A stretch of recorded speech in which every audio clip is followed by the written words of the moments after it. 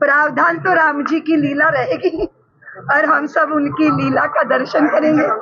मैं ब्रज के प्रभु श्री बांके बिहारी जी की कृपा से, यमुना महारानी की कृपा से, गोवर्धन महाराज की कृपा से, ब्रज रानी उनकी कृपा से और श्री जी की कृपा से मुझे कुछ नहीं सूझा कि मैं प्रभु के लिए क्या ले जाऊं। मैंने बहुत विचार किया कि ठाकुर जी के चरणों में क्या समर्पित किया जाएगा, क्योंकि हमारा जीवन ही उन्हीं के चरणों के लिए है।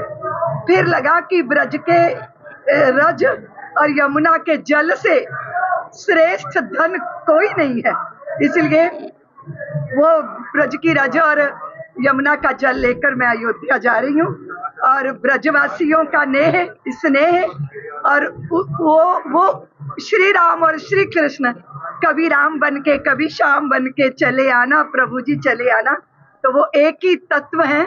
तो हम सब लोग आनंद में विभोर हैं। अयोध्या 22 जनवरी हमारा नया इतिहास रच रहा है।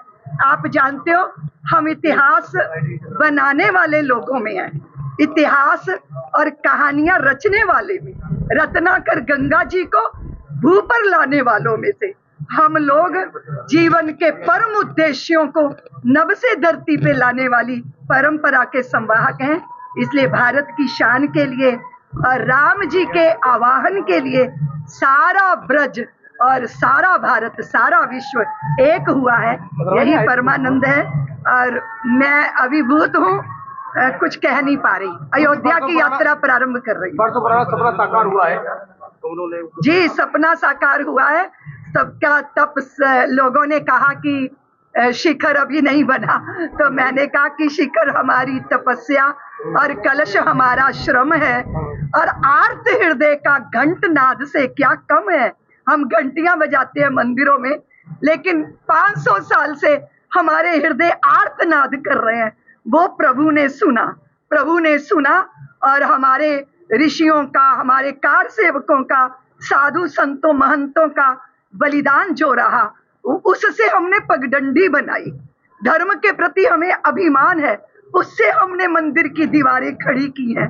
वो जो मंडप है वो साधारण मंडप नहीं है, उस मंडप में हमारे सपने बुने हुए हैं, उन स्तंभों में हमारी प्रतीक्षा है और गर्भगृह जो राम मंदिर का है वो सदियों से हमारे व्याकुल मन की प्रतीक्षा है।